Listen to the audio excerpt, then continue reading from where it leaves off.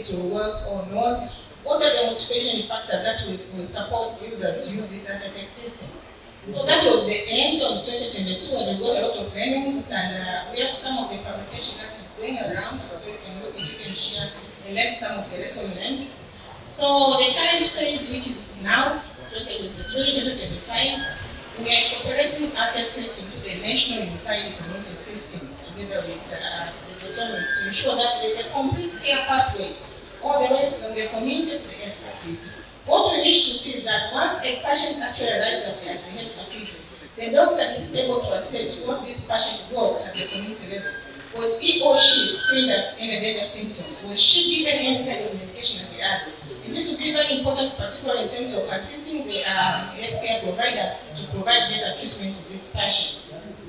Of course, the next phase that we envision 2026 going forward after the program ends is that the government takes lead in terms of scaling and sustaining this program elsewhere. But again, Afya-Tek is a great platform that can incorporate other disease conditions, NCD, TB, malaria, and actually, I was happy to hear from Losh. I don't know, is Losh here? Yeah, they just finished their presentation. They said that they have actually funding, you can apply funding to test initiative like TB in these premises. Next slide, please. Yeah, so these are some of the program achievements. So, first of all, we've been able to demonstrate a digital system. As I said, it was a bit complex, but thanks, of course, the partnership, the government of Tanzania, the Ministry of Health, Farmers Council, and POLA. So we are able to showcase that the public-private partnership at community level can work. And we have seen, of course, a number of referrals that are coming from the adults to health facilities. Again, we have established the foundation for sustained and national scale.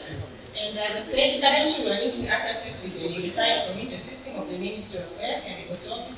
But again, we are working close, as I said, the Farmers Council and TBA, and I think this is the avenue for the Farmers Council as well to understand what is happening at the adult. Because currently there's no system that actually shows what is happening at the adults.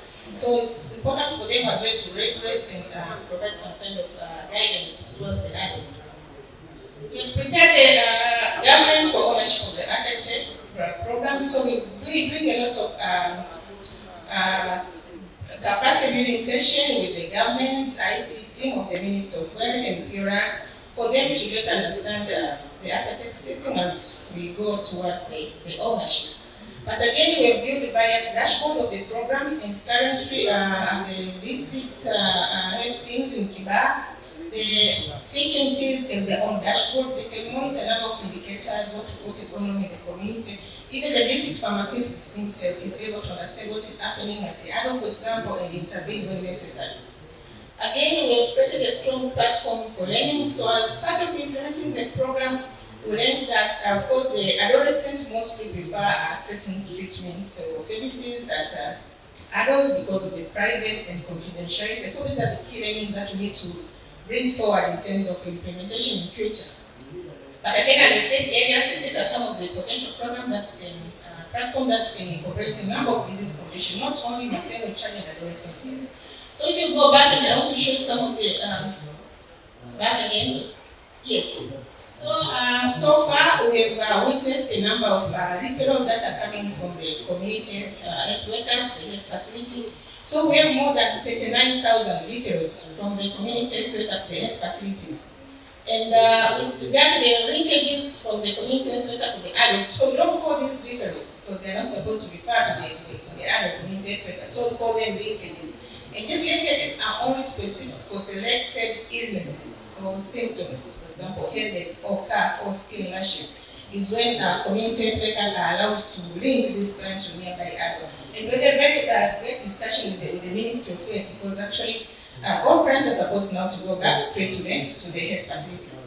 So we have more than 24,000 linkages from community health workers to the drug outlets for minor illnesses. But again, interesting, we have more than 4,000 referrals from the adults to the health facilities. So we can see that, as I said before, that they leaving no one behind. According to the health sector strategic plan theme that we have now, that it's important to connect both the public and the private sector to improve quality of services in primary health care. Thank you so much.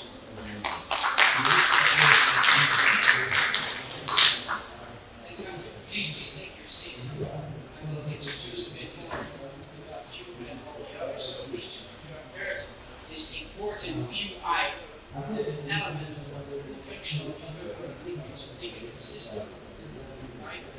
Afya-Tek.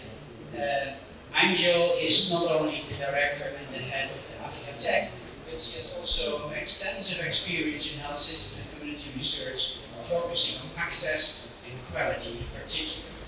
She has worked as a research team leader in a number of projects, in particular by Afya-Tek Health Institute, and most important, she has a PhD in epidemiology from the University of Basel and has published over 50 papers, more than 50 papers, mainly in peer-reviewed journals, which really counts. So that is a huge achievement. So thanks, Angel, and please take your seat.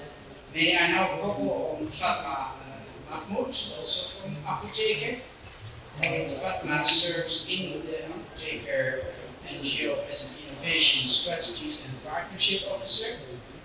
She works around really connecting with various stakeholders, forging cross-sector partnerships, and designing evidence-based strategies. She's responsible also for managing the digital components of the programs together with our partner T3. Before joining Apotheker, Fatma worked as a CEO of various companies. One of them is Blending Tanzania Limited, and she has a degree in Business Information Systems from the University of Greenwich. You're very welcome.